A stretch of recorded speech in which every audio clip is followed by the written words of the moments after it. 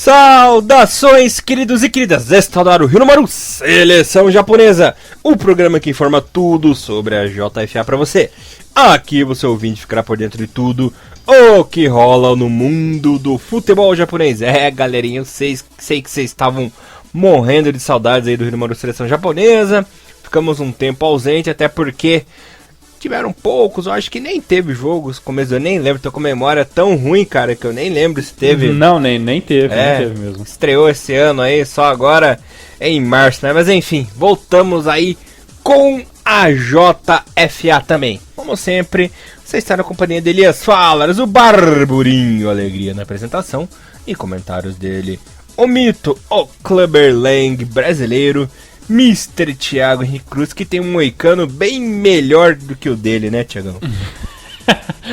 Galera, joga no YouTube aí, joga no Google, que caralho, o Elias foi longe nessa referência também, só pra variar. Você vai cair, Balboa! Você vai cair, Balboa! aquele colar dele é genial, pô, rock é foda. Salve, salve, galera, bom dia, boa tarde, boa noite pra todos, salve, Elias. Vamos aí, né, mais uma semana, finalmente acabou essa segunda fase, que pra mim tinha mais cara de primeira fase das eliminatórias da Copa da Ásia, e finalmente temos definições nos grupos de Japão, Coreia do Sul e tudo mais. Exatamente, Thiagão. Bom, graças a Deus, graças ao nosso sagrado Senhor, o Japão teve só um pequeno sustinho ali no começo, depois foi tranquilamente, assegurou sua vaga tranquilamente à terceira fase das eliminatórias para a Copa do Mundo, região da Ásia. Falando dos dois últimos jogos, aconteceu no dia 24 de março, a super goleada do Japão. Jogou bem o Japão, hein? Claro, contra o Afeganistão, né? Mas enfim, jogou super bem. Fazia tempo que o Japão não fazia uma boa partida, né? O detalhe que foi com time misto, né? Time mistão, assim, nosso querido Halilhodid testando novos jogadores, testando novas posições, inclusive fez um esquema tático bem diferente, né? Foi um 4-2-3-1, o Japão não havia jogado com o Halilhodid desta maneira ainda, e goleou a seleção do Afeganistão pelo placar de 5-0, mesmo placar do jogo seguinte, né? A equipe jogou as duas partidas em Saitama, né? Desta vez goleou a Síria por 5-0. Bom, Thiagão, falando aqui do nosso primeiro jogo, Japão aí derrotando a equipe do Afeganistão, que já estava sem chances de classificação, né? Entrou ali só para cumprir tabela, venceu ali, atropelou a equipe por 5-0. E falando nisso, vou falar daquela escalação diferente que eu comentei para os nossos ouvintes no começo, né? Só para você ter uma ideia, galera, no gol já temos a primeira diferença, né? Higashiguchi no gol. Lateral não mudou, né? Tivemos o Nagatomo ali na lateral esquerda, na lateral direita o Hiroki Sakai sendo testado novamente.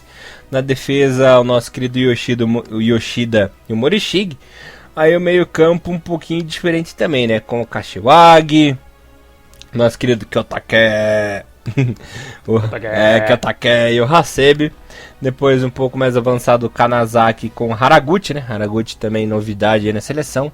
E lá na frente o nosso querido Okazaki. No segundo tempo entrou o jogador preferido do Thiagão, né? Nosso querido Yu Kobayashi. Que é um Yuzinho da massa? O nosso Yuzinho, Yu, né? Yu Hakusho da massa?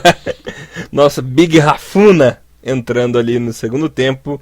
E também Shinji Kagawa, que será assunto daqui a pouquinho vocês vão saber que o Kagawa aprontou, mas dessa vez foi positivamente. Os gols foram marcados, o primeiro gol saiu no primeiro tempo, com o Okazaki, né, dando uma caninha, uma caneta ali, deixando atordoada a defesa do Afeganistão, marcando um gol muito bonito, por sinal, né? Passou ali, debaixo das pernas do zagueiro e marcou. O segundo gol foi uma obra-prima. Rapaz do céu, o que foi o passe do nosso querido Kanazaki, né? Pegando certinho ali, dando um balãozinho na defesa, deixando o nosso querido Kyotake na cara do gol, que só bateu de ladinho ali, enganando o goleiro. Só uma vaca agora. Kyotake, tipo berrante, né? Kyotake,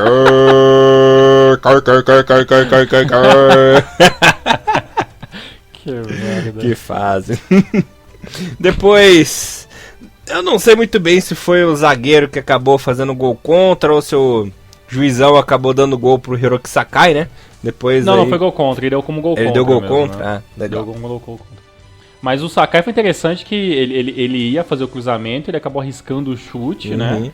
E o goleiro até ia na bola, mas não sei se é o zagueiro lateral direito ali, acabou pegando na bola sem querer e acabou entrando, né? De qualquer maneira, foi interessante que o Sakai teve essa inteligência de pelo menos arriscar o chute, né? Fazer o cruzamento que seria o padrão, né? Foi muito bom mesmo, né? Bem pensado. Depois o Yoshida anotando de cabeça o gol, né?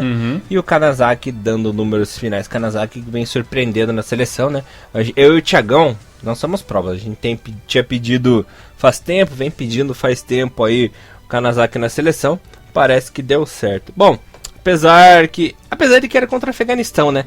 O nosso querido Halilhodžić resolveu dar uma inovada, dar uma mexida no time e deu certo, né? O Japão que tinha o costume de jogar no 4-2-3-1, geralmente com o Okada e principalmente com o Zico, né? Jogou bastante 4-2-3-1, voltando aí às origens após muito tempo. Será que... eu não sei, acho que ainda tá muito no começo, né? Esses dois adversários para mim não foram muito parâmetro para esse tipo de teste, de modificação de esquema tático.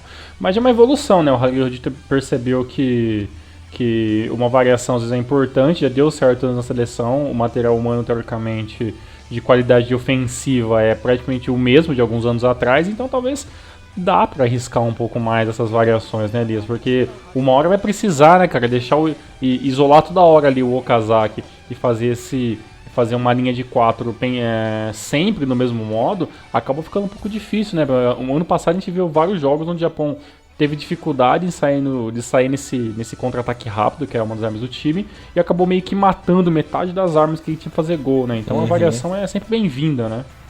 É sempre bom você ter planos B, né? Caso não dê certo uma formação, tem pelo menos uma cartinha na manga ali pra você tirar na hora certa, né? Isso aí foi bem pensado mesmo. Pois é, mas como a gente também tá falando, né? Assim, teve uma euforia muito grande com esses dois jogos do Japão, né, cara? A gente entende... Sim, mas sempre né, cara? Sempre é exagerado. Isso é por da imprensa, né? Principalmente a imprensa japonesa que adora, né? Uma matéria muito louca, né? Os canais de esporte japoneses também colocaram as vitórias, como sempre fazem. Isso não é de agora, não é de agora. É que o problema é que a imprensa japonesa, vou usar um termo bem chulo, ela se contenta com pouca bosta, né? Porque eles ficam impressionados, felizes com o Japão goleando, mas goleando o time bosta, que não é desafiador, né? Exato, assim, por exemplo, uma coisa que eu vivo sempre prestando atenção e como esse tipo de coisa afeta até a gente aqui no Brasil, né? Por exemplo, teve alguns amistosos que a gente postei lá na página da seção japonesa, o Japão ganhou 2-1 de tal time, ganhou de 1-0, empatou com dificuldade, ganhou com dificuldade, mas jogou, um termo que eu usei muito ano passado, né? Ganhou, mas não convenceu, né? E a quantidade de pessoas que interagiram com a matéria é muito menor do que, por exemplo, aconteceu nessa semana, sabe? Apesar que teve coisas muito importantes nesse jogo, né? Por exemplo, a gente pode citar o bom jogo do Kiyotaki, né? Do Mukanazaki, do gol do Okazaki nesse primeiro jogo, né? Mas assim, demais do jogo mesmo, a seleção japonesa fez mais do que obrigação, né, cara? E ainda demorou muito para fazer o primeiro gol no time da Afeganistão, que também é um time limitado, a gente sabe todos os problemas do Oriente Médio, né, que é a questão das guerras em alguns países, os problemas políticos, o pouco investimento e tudo mais, e o Japão conseguiu fazer o primeiro gol aos 43 minutos do primeiro tempo. Claro, nesses primeiros 43 minutos, o time do Afeganistão teve pouquíssima chance de tentar um contra-ataque rápido, 1-2 ali, sabe? Se você percebe que o time tem uma limitação muito grande na parte individual, né? É um time que depende muito do coletivo, né? E como jogou ali num 4-5-1 mais ou menos ali, né? Ou um 4-2-3-1, como o Japão sempre joga também, só que um pouquinho mais recuado, o time da Afeganistão acabou se limitando porque o Japão precisava muito, o time recuava e sempre, né? O camisa 8 do time lá, que ficava lá na frente, ficava muito muito isolado atrás do Hasebe, né? O Yoshida marcando ele, o Morishige também jogou uma boa partida. Então, sabe, o Japão soube minar todas as pequenas possibilidades que o time do Afeganistão tem. Mas ainda é um adversário muito fraco. Então, tipo, tirando a atuação de Kiyotaki, tirando o gol do Okazaki e tirando o bom jogo do Mukazaki, pra mim, do Kiyotaki são os dois grandes destaques desse jogo, o resto foi nossa obrigação meter 3, 5, 6 a 0. Também acho. E quer falar mais uma coisa desse jogo ou bora pro outro? Não, acho que também só tem isso também, não tem muita coisa pra falar, né? Porque como fora... E outra, uma coisa que eu queria até falar com vocês, eu não sei se você concorda comigo, eu acho que uma coisa que auxiliou muito o Japão em ter metido 5 a 0 nesses times é porque o fator casa é muito importante pro Japão, né? Desculpa, pode falar. Não, pode falar só disso. Tipo, eu só acho realmente que esse fator casa nessas últimas 2 rodadas é uma coisa que ajudou muito o Japão e ajudou muito outros times também, né? Que jogaram os últimos 2 jogos em casa, né? Concordo plenamente com você. O detalhe é que esse jogo contra o Afeganistão nem tanto, porque o Japão dominou mesmo, jogou bem. Mas esse jogo contra a Síria, que a gente vai falar agora, pra mim foi uma goleada muito mentirosa, porque o primeiro gol que o Japão fez, que foi aquele bate-rebate na defesa, e que o goleiro deu um soco, a bola bateu na cara do zagueiro, foi um gol contra. Os 2 gols que o Kagawa marcou foram de erros do adversário. No primeiro gol, ali o zagueiro foi tentar dar uma cabeçada, errou, a bola sobrou ali pro Honda, o Kagawa bateu. No segundo também teve um erro da defesa, então o Japão venceu mais pela incompetência da equipe da Síria, que errou 3 vezes, e foram só 2 gols ali mais normaizinhos, né, Thiagão? Do que por um show de bola do Japão. Claro, o Japão jogou bem, mas não foi o show de bola que o placar refletiu, né? Foi um placar, pra mim, muito mentiroso esse daí contra a Síria, esse 5 a 0. Claro que o Japão mereceu vencer, mas esse festival de gol aí foi bem mentiroso, tanto que desses 5 gols, 3 foram depois dos 41 do segundo tempo, né? O Honda marcou gol ali aos 41, o Kagawa marcou uns 45, o Haraguchi ali fechou goleada, era mais ou menos uns 47 para 48 minutos do segundo tempo. Era só para deixar o ouvinte meio a par do que está acontecendo nessa partida.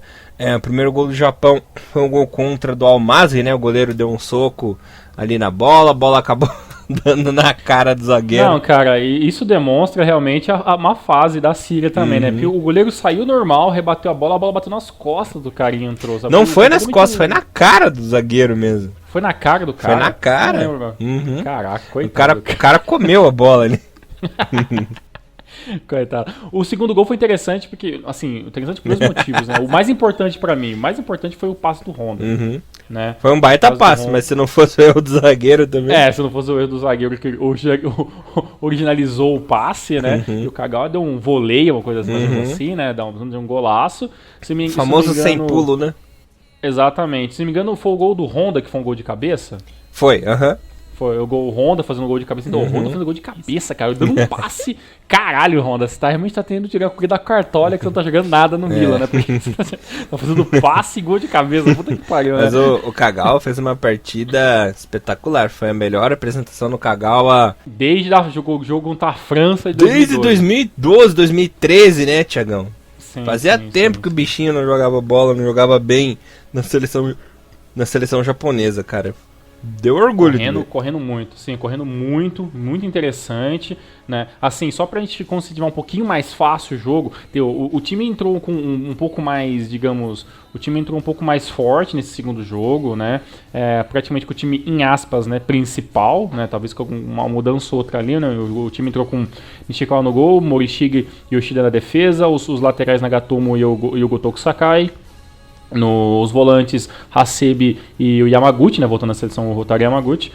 Aí fazendo novamente, né, sua linha de 3 ali no ataque, que é o Usami, Kagawa no meio e Honda pela direita, né, o Honda faz tempo que joga pela direita na seleção japonesa, e na frente o Okazaki tendo uma partida um pouco mais, né, mais modesta do que a outra, mas uma coisa interessante desse jogo da parte do Okazaki foi a questão dele estar comemorando os 100 gols, perdão, 100 jogos pela seleção, 100 jogos pela seleção japonesa. E aconteceu uma coisa diferente nessa partida, dessa vez o capitão não foi o Hasebe, né?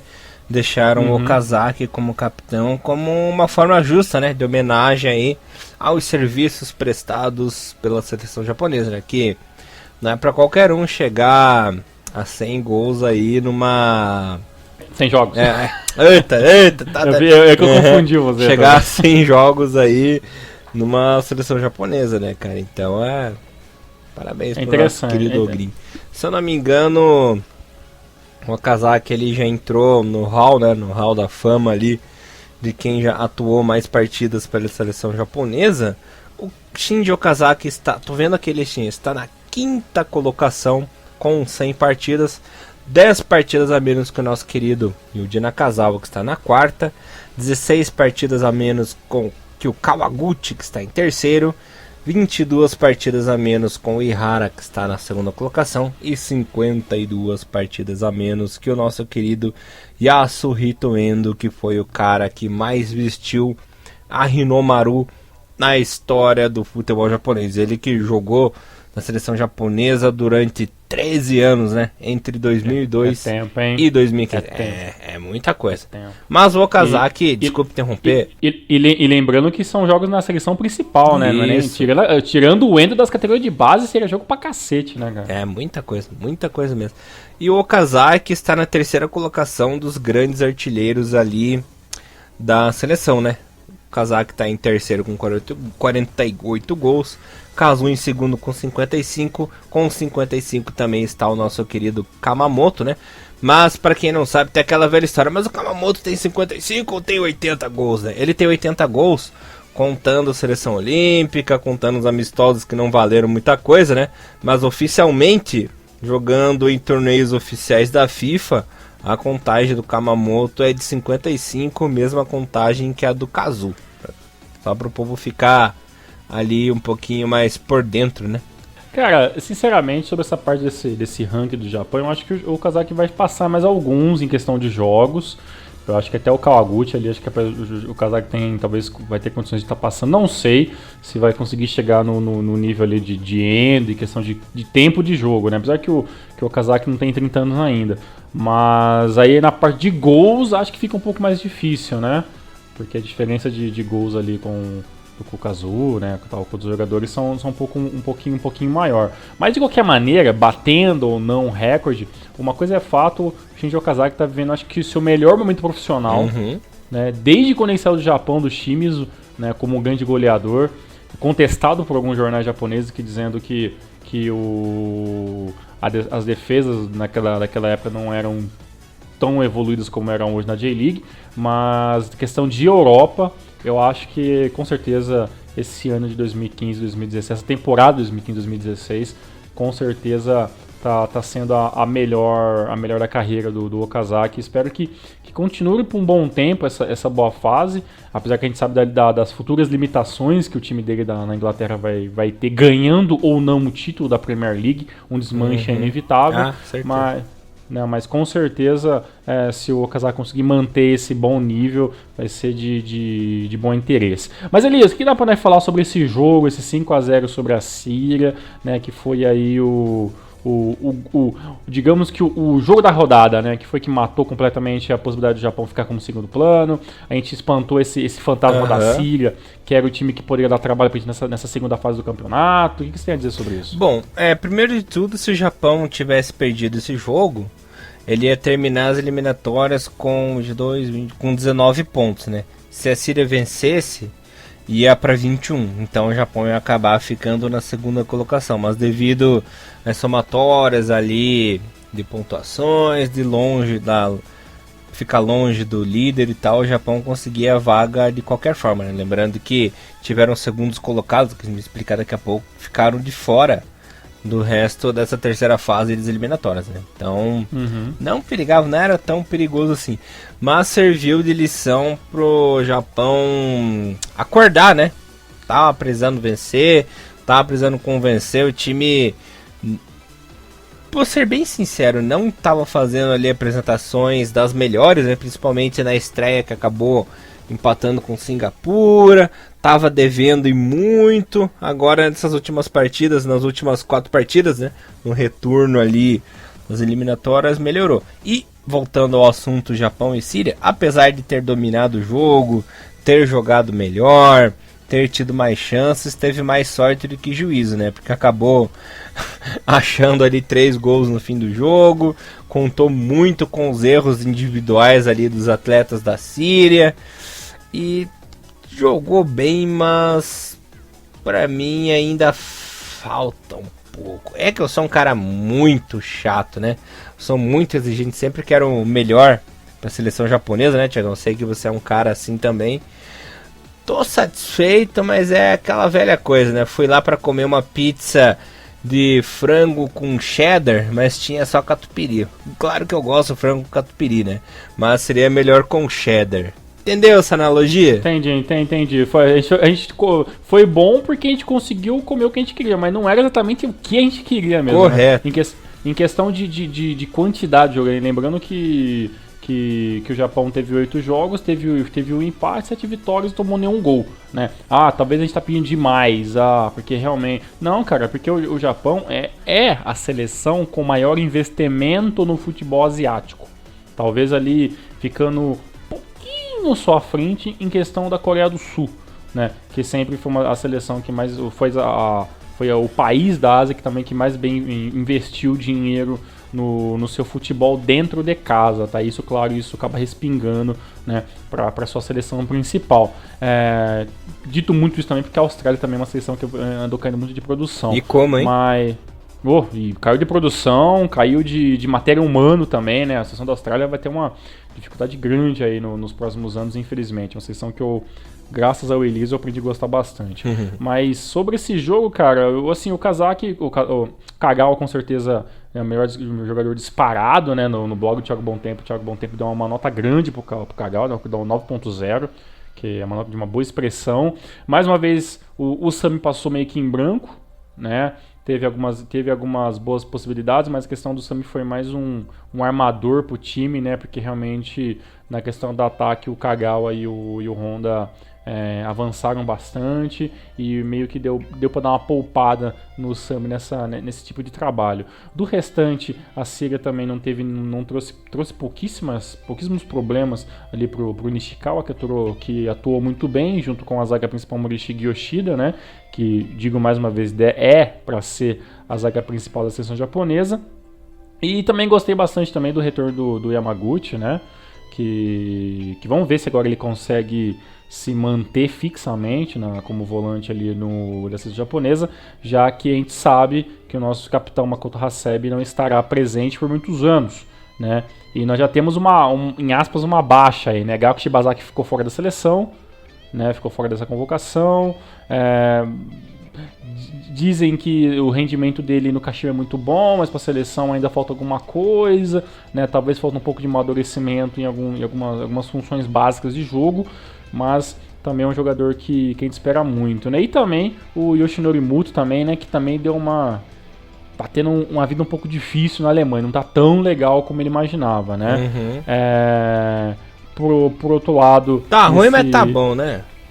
Tá ruim, mas tá bom porque a gente não pode cobrar muito assim logo de cara dele, né? E também um bom retorno do Genki Haraguchi, né? Nossa, Haraguchi tá jogando muito bem, tanto na seleção quanto na Alemanha, né? Fazendo uma Aprendeu a finalizar, né? Até que enfim! Até que enfim, né, porra, né? E lembrando que o gol foi o primeiro gol contra, como o Elias falou, né? Que bateu na cara do zagueiro. E depois tivemos o gol do Kagawa, né? Que foi aquele golaço digamos que ele foi de uma... Como que chama? Um voleio, né? Depois temos o gol de cabeça do Honda, o gol do Kagawa aos 90 minutos. E já nos apagar das luzes, como dizem os narradores antigos, o Genki Haraguchi foi lá e deu números finais da partida com um bom chute, um bom lançamento, deu um bom pique, deu um toquinho na bola aí que matou com qualquer possibilidade do goleirinho, do bom goleiro, né? Perdão, goleirinho não, do bom goleiro da Síria que poderia ter levado mais gols, mas acabou defendendo. E o Japão conseguiu meter mais 5-0, fazendo 10 gols em 2 jogos. Mas, assim, tirando a Kagawa e Honda jogando muito bem e a boa surpresa do Haraguchi voltando a marcar, também o resto, assim, também não foi nada excepcional também não, cara. Assim, concordo com você falou que talvez foi um 5-0 mentiroso, porque se a zaga fosse um pouquinho mais bem postada, a zaga da Síria, meu Deus do céu, cara, é horrível. É uma zona de guerra, né? Nossa, a zona de guerra, cara, olha, é uma trincheira, cara, cheio de buraco, velho, que putz, sabe? Cheio de buraco e cheio de merda, né? Cheio de merda e buraco. O Okazaki acabou passando em branco nessa partida porque, como eu falei, né, como o Kagawa e o Honda eles estavam jogando um bom jogo, né? A sintonia deles pelo lado direito do campo estava tão bem que o Okazaki também dava um pouco mais de espaço para esses jogadores acabar avançando, mas o Okazaki também poderia ter jogado um pouquinho melhor essa partida. No geral, essa segunda fase foi interessante, mas ainda, uma coisa que eu vivo falando desde sempre, né, de hoje falando, essa segunda fase das eliminatórias é muito fraca ainda, né? Tem muito time ruim, né? O nível técnico da Ásia não está despontando quanto eu queria que despontasse, né? E assim, o nível não tá, a diferença não tá tão grande assim em 2012 para cá, né? A gente teve algumas seleções que realmente foram passar vergonha, né? Como, sei lá, Butão, né? Bangladesh, Índia, Malásia, Palestina, né? A gente sabe teve alguns times que a gente esperava que fosse um pouquinho mais longe, né? Bahrein foi a pior, né? A maior vergonheira. Acho que o Bahrein acho que foi a maior vergonha de todas, mas assim, deu a lógica, né? Acho que não teve nenhum grupo que falou assim, puta, esse grupo aqui podia ter dado uma coisa a mais outra, sabe? Talvez um grupo ou outro ali que talvez ia ter uma diferenciação no seu segundo colocado, né? Mas, historicamente, os primeiros colocados de cada grupo, ao meu ver, tirando o grupo do Iraque, que deu Tailândia em primeiro lugar, deu mais ou menos a lógica que eu imaginava, né? Agora, os segundos lugares e a luta pela segunda colocação, olha, foi meio ruim de ver, cara. Teve alguns joguinhos ali que, pra cumprir tabela, que foram realmente... era mais fácil resolver no par ou ímpar mesmo, cada um ir pra casa e não gasta nem tempo. Bom, por falar em par e ímpar, vou falar como ficou a classificação final de todos os grupos. Pode ser, Thiagão? Bora lá, vamos lá. Bom, no grupo A, passou em primeiro lugar a Arábia Saudita com 20 pontinhos, em segundo Emirados Árabes Unidos com 17. Palestina... Será que vai? Será que vai esse ano? Vamos ver. A Arábia tá devendo muito, né, Thiago? Porra, e muito, desde o Inning Eleven 4. Nossa, desde os 8-0 que levou da Alemanha em 2002. Exatamente, faz tempo, hein? A Palestina ficou em terceiro em 12 pontos, Malásia em quarto com 4 e Timor-Leste na última posição com 2. Lembrando que a Arábia Saudita foi para terceira fase e final, Emirados Árabes também com a diferença pouca ali de pontinhos, né, acabou ficando ali entre os 4 melhores segundos colocados. Lembrando que tanto a Arábia Saudita como Emirados Árabes vão para a terceira fase da Copa do Mundo e também já estão classificados para a Copa da Ásia. A Palestina na terceira colocação está classificada para o terceiro round da Copa da Ásia, tem mais um playoffs, né? E Malásia e Timor-Leste são classificadas para o playoff da terceira fase da Copa da Ásia. É um rolo essa classificação. É uma zona. Que zona, cara. Ridículo isso. Bom, no grupo B, a Austrália terminou em primeiro lugar com 21, né? Até um pouco de sobra para a Jordânia, que ficou em segundo com 16, Quirguistão em terceiro com 14, Tajiquistão com 5 pontinhos na quarta colocação e Bangladesh na quinta. Lembrando que a Austrália está classificada para a terceira fase da Copa e também para a Copa da Ásia, né? Já tem lugar garantido. Jordânia, apesar de ter ficado em segundo lugar, não passou para a terceira fase, mas garantiu vaga, assim como o Quirguistão, para a terceira fase da Copa da Ásia. E Tajiquistão e Bangladesh foram para o famoso playoff da terceira fase. Mais um rolo. Grupo C. Olha o Qatar, hein? Com a sua legião, aí, com a sua legião estrangeira, né? Mais estrangeiro do que jogador Qatari. Foram catar jogador pelo mundo ali e montaram uma seleção. Nossa, que piada. O Rodrigo Tabata mais 10. Rapaz, tá achando que, hein? Tá achando que é pouca bosta? Legião estrangeira do Pica-Pau? Rapaz, o nosso querido Sebastião Soria também, né? Um dos líderes ali.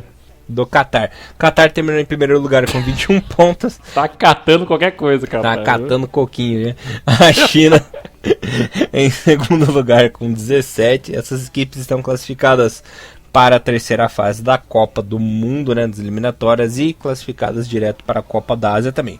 Hong Kong em terceiro, olha só, 14 pontinhos, por pouco não alcançou a China. Jogou muito bem. Tá de parabéns, garantiu aí sua classificação para a terceira fase da Copa da Ásia. Ilhas Maldivas com 6 pontinhos na quarta colocação, e Butão estão eliminados, né, mas se classificaram para o playoff da Copa da Ásia. O grupo D teve um classificado para a terceira fase também, que foi o líder Irã, né? Terminou com 20 pontinhos, também está garantido na Copa da Ásia. Oman, Turcomenistão, Guam estão garantidos na terceira fase da Copa da Ásia, e a Índia, que ficou na última colocação, né, garantida no playoff da Copa Ásia. Lembrando que o Oman, mesmo ficando em segundo lugar, não foi para a terceira fase devido ao coeficiente ali das somas dos segundos colocados. Grupo E, que é o grupo do Japão, né? Japão terminou na primeira colocação com 22, Síria em segundo com 18, equipes garantidas na terceira fase e também na Copa da Ásia. Na terceira colocação, Singapura com 10 pontinhos, Afeganistão com 9, estão garantidos na terceira fase da Copa da Ásia. E o Camboja, que não fez um pontinho sequer, uma das piores campanhas, se não for a pior, né? Um saldo negativo de menos 26 gols, fez apenas um gol, rapaz. Então, mas eu vou te falar uma coisa pra você, viu, cara? O Camboja não foi tão mal assim, se você for pela chave, né? Mas, por exemplo, a Índia fez... apesar que a Índia teve uma vitória, mas, por exemplo, o Butão, por exemplo, né? Ele tomou 52 gols, cara. Mas o foda é que conseguiu fazer 5, né? Então é difícil. É difícil. Aí o Camboja caiu numa chave um pouquinho mais complicada, né? Mas realmente zerar, né? Acabar zerado realmente é muito triste pra qualquer seleção. É bem complicadinho, né, cara? E fazer um golzinho só, né? Também. Puta, isso é o fator que eu acho que acabou com o meu argumento, né? Pelo menos o Butão fez 5 gols, né? O Camboja fez apenas um gol. Tomou bilhões de gols, mas fez um, pelo menos. Um gol, né? Foi contra Singapura. Certeza. Mas foi mesmo, tô vendo aqui. Que fase, Singapura. Que fase. Pode fechar o time e ficar só com o Fórmula 1 só. E olha lá, né? E olha lá. No grupo F, olha só, tivemos a grande surpresa aí dessas eliminatórias, que foi a Tailândia, rapaz, terminando em primeiro lugar com 14 pontos. Em segundo tivemos o Iraque, né? Tailândia e Iraque classificados para a terceira fase das eliminatórias e para a Copa da Ásia. Tirando o Japão, rapaz, eu vou torcer para a Tailândia conseguir uma vaguinha na Copa aí, nem que seja pelo playoff, né? Vai enfrentar 10 mil jogos, merece, porque é um time que está em evolução. É um país que não investiu assim um calhamaço de dinheiro para trazer estrelas. Nem tem como investir, né, realmente. Como a China fez, né? E a China ficou em segundo lugar ainda, né, no grupo. Pra você ter uma ideia. Chamando o estrangeiro pro quinto dos dinheiro infernos. Não é tudo. Rapaz. Dinheiro não é a tudo. Tailândia sozinha conseguiu aí chegar a essa evolução, jogar bonito, desbancou o Iraque, com uma seleção tradicionalíssima ali no campo asiático, né, Tiagão? No Mundial não é tradicional, mas ali na Ásia é uma equipe tradicional, campeã de Copa da Ásia, sempre chegando ali na fase final. Tem jogadores jogando em times mundiais. Isso, né, jogadores famosos, né? Então é um feito aí muito bom, foi uma proeza muito grande aí na seleção tailandesa, né? Tá de parabéns, tem minha torcida. Ali os eliminados, né? Vietnã em terceiro lugar com 7 pontos, tá classificado para a terceira fase. Ali, honesto. Muito bom. Honesto. Ali a seleção de Taipei, né? Que é a Taiwan ali. Eu não sei. Eu não entendo. Tem um monte de China. Logo vai ser a Copa da China, China da Ásia. China Taipei, né? Sim, ficou na última colocação, mas garantiu ali a sua classificação. Curitiba, Canoinhas, é tipo isso aí. É mais ou menos isso. E lembrando que a Indonésia já está eliminada porque fez cagada, né? Todo mundo sabe disso. Exatamente. Tem o problema de intervenção militar no governo federal, tudo uma loucura aconteceu lá e acabou sendo eliminado. Coisa que se a Dilma não se ligar, vai dançar. Vai com o Brasil. Mas uma coisa interessante esse negócio com a Tailândia é a mesma coisa que, tipo assim, que vocês não conseguem, se alguém não conseguir imaginar o que é esse feio da Tailândia, é a mesma coisa que a gente imaginar o seguinte: eu vou imaginar que nas eliminatórias daqui da América do Sul, o primeiro colocado foi a Bolívia. É mal menos isso, entendeu? Sabe? Porra, é interessante pra cacete, né? Que o investimento é muito menor que muita seleção, né? E então, é claro que medidas proporções de ter apenas Bolívia e não contar Brasil e outras seleções fortes, né? Mas realmente é um feito muito interessante pra Tailândia e espero muito que não caia na seleção na chave do Japão na próxima fase, para que tenha um caminho um pouquinho mais de boinha ali pra conseguir chegar nessa Copa do Mundo. Um feito parecido com essa da Tailândia foi a seleção da Albânia, né, que chegou ali na classificação à Eurocopa desse ano, eliminando a Dinamarca, né, na fase de grupo. Verdade. Vamos ter a Albânia na Eurocopa, né? Verdade. Olha aí. Tem minha torcida também. A minha também. Rapaz. Falando do grupo G, Coreia do Sul líder absoluta, né, terminando a primeira colocação com 21 pontos, passeou tranquilamente, não teve perigo, né? Nenhum gol tomado. Gol tomado, 24 marcados. Foi líder absoluto. Classificada para a terceira fase para a Copa da Ásia. O Líbano, que ficou em segundo lugar, mesmo ficando em segundo, não conseguiu classificação para a Copa do Mundo, né? Pegou ali apenas a terceira fase da Copa da Ásia, não conseguiu nem se classificar direto para a Copa da Ásia, né? Olha só. Kuwait ficou na terceira colocação com 10 pontinhos e Myanmar na quarta colocação com 8, lembrando que essas equipes junto ao Líbano estão na terceira fase. E o playoff da Copa da Ásia ficou com o Laos na última colocação com apenas um pontinho.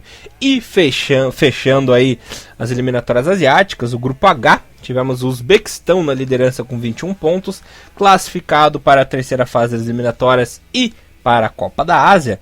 Segunda colocação, mesmo ficando em segunda, a Coreia do Norte não conseguiu a classificação direta para a Copa da Ásia e também para a terceira fase das eliminatórias. Na terceira colocação tivemos a Filipinas com 10.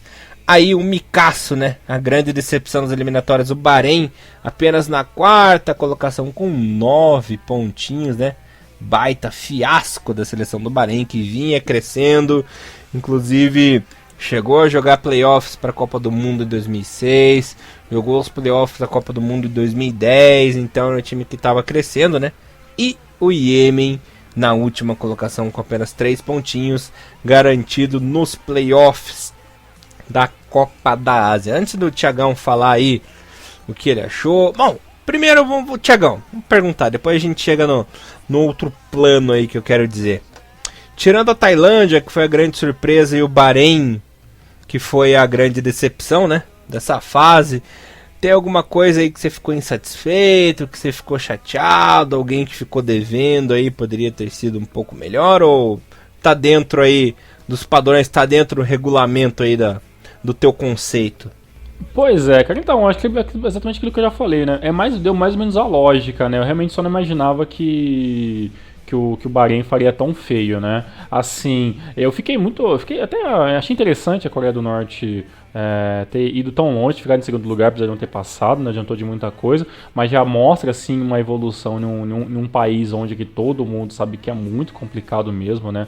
Ter acesso a qualquer tipo de coisa, desenvolvimento, qualquer coisa, mas eu acho que por mim o que mais me incomodou mesmo foi esse quarto lugar do Bahrein, assim, pensando bem como é que foi o Bahrein de 2010, 2012, de Copa das 2011, sabe, realmente é um retrocesso muito complicado, porque foram 3 vitórias e 5 derrotas, né, cara, então nem empatou, perdeu mesmo, sabe, e perdeu pra times que não era perder, né, como Filipinas, próprio Ien, então há uma complicação grande ali no futebol que teve esse retrocesso. Fora isso, cara, não tem muito o que falar. Talvez eu pudesse reclamar da Palestina, que eu esperava um pouco mais. Mas em uma chave onde tinha Emirados Árabes Unidos, que praticamente foi bem longe na Copa da Ásia. Inclusive eliminou o Japão, né?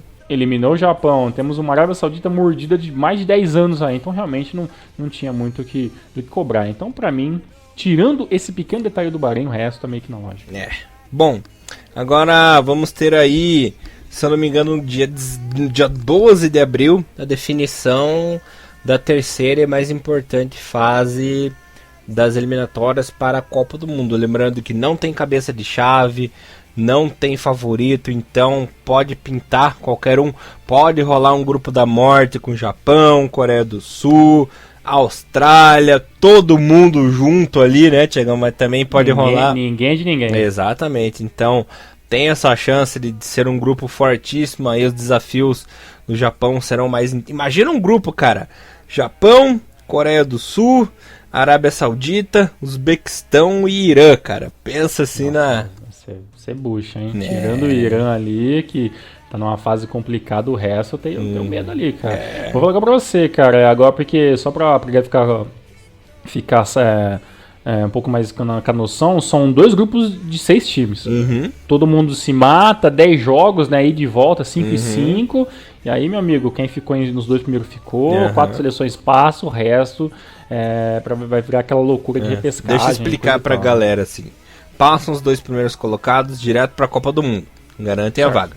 4 vagas. Os terceiros colocados ali de cada grupo se enfrentam em um playoff de ida e volta. Entre eles. Mas ainda não está garantida a vaga. Depois desse playoff, eles enfrentam um novo playoff de jogos de ida e volta. Da seguinte maneira, eles enfrentam o 4º colocado da CONCACAF, né? Um playoff aí intercontinental. Vencendo, tá garantido na Copa do Mundo, mas é uma caminhada aí bem complicada, bem difícil. Já tivemos aí seleções favoritas, como o próprio Bahrein em 2006, que acabou perdendo para Trinidad e Tobago, né? Nos playoffs. O próprio Bahrein em 2010 de novo acabou perdendo para Nova Zelândia, né? Nossa, o Bahrein sempre batendo na trave e não conseguindo, né? E esse ano nem vai conseguir fazer isso, né? E eu não lembro se foi o Uzbequistão, alguém que enfrentou um playoff aí pra Copa do Mundo em 2014 também. Quem passou em playoff na Ásia não conseguiu pegar vaga também. Mas eu não porque assim, o esquema é conseguir a vaga direto, né? Porque depender do playoff é muito embaçado. Acabei de ver aqui, a Jordânia foi eliminada pelo Uruguai. Olha aí, né? Você vendo, da CONCACAF pode vir qualquer bucha, né, cara, né? Porque a CONCACAF também se mata com alguém não sei de onde. As eliminatórias é um caminho muito complicado e realmente para quem não consegue passar direto, né, realmente é muito difícil. Elias, você tá de boa? Mesmo que vir grupo da morte, você tá de boa? Ou se tá aí 2 times, só 2 times que você não queria pegar nessa próxima fase? Coreia do Sul, né? Que tá em uma excelente fase. Obviamente é uma seleção que eu não gostaria de enfrentar. E a Austrália, que é super perigosa, né? Mesmo não estando naquelas das maiores fases, jogando em casa um time perigoso. A gente já penou contra a Austrália nas eliminatórias para 2010, né? Viu que foi bem complicado ali. Claro que na de 2014 foi mais tranquilo, né? Mas em 2010 foi complicado. E eu vou citar um terceiro time. Um time que é muito traiçoeiro nas eliminatórias, que eu não gostaria de enfrentar também. É o Irã, rapaz. Exatamente. Eu ia citar 2 diferentes do seu. Eu citaria Irã e também eu não tô nem um pouco afim de pegar uma Arábia Saudita querendo jogar bem contra o Japão. Então acho que esses 2 times, tirando a Coreia do Sul e tirando a Austrália, eu acho que Irã e Arábia Saudita são times embaçados. Eu tenho certeza absoluta que a gente vai cair no grupo dos Emirados Árabes, e é bom que o Japão caia contra os Emirados, que não é um timaço, é um time muito bem coeso na parte estratégica, mas também não é um timaço, e seria bom a gente pegar o Emirados pra gente matar esse fantasma antes de uma próxima Copa da Ásia. Então já vai, enfrenta esses caras em jogo de volta, mostra que realmente ganhou, porque nós jogamos mal, entendeu? Porque realmente, se deixar esse fantasma ficar muito forte, cara, talvez o Japão pode ter dificuldade nos próximos anos aí. Olha, eu acho que eu recebi uma informação aqui, rapaz, que o Japão vai cair no grupo B. Vai ter o Japão, vai ter a Austrália, vai ter Emirados Árabes, vai ter a Tailândia, Síria e, por último, a China. Olha, eu acho que vai ser assim. Seria um grupo ok. mas também teria suspeição. Sabe qual é o problema? Não tem mais nego morto. Tirando talvez a pobre Tailândia, né, que passou mais ou menos, que a gente não sabe como é que vai trabalhar numa hora que o negócio fica um pouco mais apertado, né? O Iraque, que tem suas dificuldades, a gente não tem mais baba, cara. Qualquer time a gente pode empatar, entendeu? Uhum. E eu tô com uma pulga atrás com o Japão, que é o seguinte: eu tô achando que o Japão tá jogando muito fácil dentro de casa. Saitama é a bomboneira japonesa, entendeu? A bomboneira, mas eu tô achando que o Japão tá fazendo alguns jogos muito feios fora de casa, cara. Uhum. E o meu medo é isso, cara. É o fator fora de casa, jogadorzinho japonês, sabe? Tá ficando meio que, sabe, meio síndrome de Neymar, não joga em campo ruim, fica reclamando de bola, fica reclamando de grama alta, sabe? Então isso tá me incomodando um pouco, sabe? Então, vamos ver, dia 12, vamos ver. Vamos ver. Quer falar mais alguma coisinha aí ou tá satisfeito, mister? Tá de bom tamanho, vamos aguardar agora, voltando nossas forças e nossos olhos pra J-League, né, que já volta já neste final de semana, né, dia 1º, dia da mentira, né, e dia 2, né, volta J2, volta a minha querida J3, e Nabisco começou, mas isso são papos e assuntos pro Hinomaru. Beleza, Thiagão, maravilha, galera. Espero aí que vocês tenham gostado do retorno do Hinomaru Seleção Japonesa. Voltamos ainda semana que vem com mais J-League e com um programinha especial pra vocês aí. Hinomaru! Levando o melhor do futebol japonês pra vocês. Um abraço, galera. Até a semana que vem. Valeu! Tchau! Sayonara!